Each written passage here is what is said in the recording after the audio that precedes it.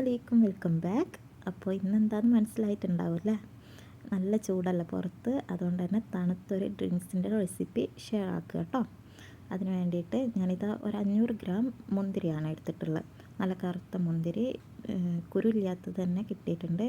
കുരുള്ളതാണെങ്കിലും കുഴപ്പമില്ല. മുന്തിരി ആയതുകൊണ്ട് തന്നെ ഒരുപാട് പെസ്റ്റിസൈഡൊക്കെ യൂസ് ആക്കുന്നതല്ല, അതുകൊണ്ട് നല്ലോണം വാഷ് ചെയ്തെടുക്കണം കേട്ടോ. ഞാൻ എൻ്റെ കയ്യിൽ കിട്ടിയതൊക്കെ എടുത്തിട്ടിട്ടുണ്ട്. കുറച്ച് ഉപ്പും സോഡ പൗഡറും വിനെഗറും, ഇത് മൂന്നും കൂടെ ഇട്ടിട്ട് നല്ലോണം കൈ കൊണ്ട് ഇതാക്കിയിട്ട് കുറച്ച് ടൈം വെച്ചിട്ടുണ്ട്, ഒരു അരമുക്കാൽ മണിക്കൂർ. അങ്ങനെ നല്ലോണം കേക്ക് എടുത്തത് ഞാനിതാ വേവിക്കാൻ വേണ്ടിയിട്ട് ഒരു പാത്രത്തിലോട്ട് മാറ്റിയതാണ്. എന്നിട്ട് ആ മുന്തിരി മുങ്ങി നിൽക്കാൻ പാകത്തിൽ നല്ലോണം വെള്ളം ഒഴിച്ച് കൊടുക്കുക. ഇത് ഒരുപാട് ടൈം ഇട്ട് വേവിക്കരുത്.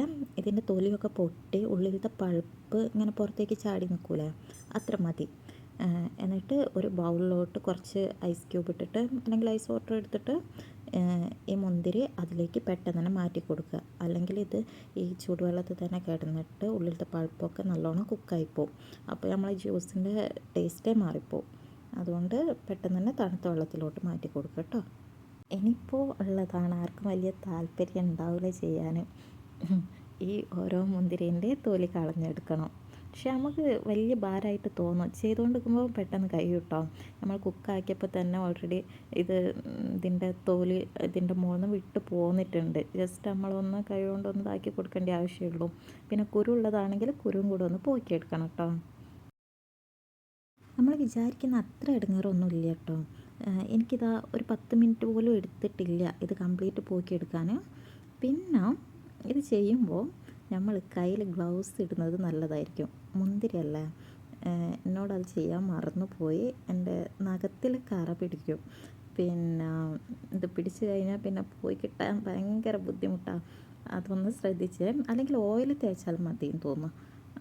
അങ്ങനെ എന്തെങ്കിലും ടിപ്സ് അറിയെങ്കിൽ അത് ചെയ്യട്ടോ. അങ്ങനെ അത് കംപ്ലീറ്റ് നമ്മൾ പോക്കിയെടുത്തിട്ടുണ്ട്. ഈ തൊലിയില്ല, ഈ തൊലി നേരത്തെ മുന്തിരി വേവിച്ച ആ വെള്ളത്തിലോട്ട് തന്നെ ഇട്ട് കൊടുക്കുക. എന്നിട്ട് ഈ പഴുപ്പ് നമുക്ക് ഫ്രിഡ്ജിൽ കൊണ്ടുപോയി വെക്കാം തണുക്കാൻ വേണ്ടിയിട്ട്. ഇപ്പോൾ ഇതിലേക്ക് നമുക്ക് മധുരത്തിന് ആവശ്യമുള്ള പഞ്ചസാര ഇട്ട് കൊടുക്കുക. ഞാനൊരു 5 ടേബിൾ സ്പൂണോളം ഇട്ട് കൊടുത്തിട്ടുണ്ട് കേട്ടോ. എന്നിട്ട് ഇത് നന്നായിട്ട് കുക്ക് ചെയ്യുക. നന്നായിട്ട് കുക്ക് ചെയ്യുക വെച്ചാൽ ഇതിൽ വെള്ളം നമുക്ക് കുറച്ച് വറ്റിച്ച് കുറച്ച് കട്ടിയാക്കി എടുക്കണം. ആ തോലുള്ള കളറൊക്കെ നല്ലോണം ഇറങ്ങിയിട്ട് നമ്മൾ ഈ വെള്ളത്തിന് നല്ല ഡാർക്ക് കളർ കിട്ടും, കണ്ടില്ല?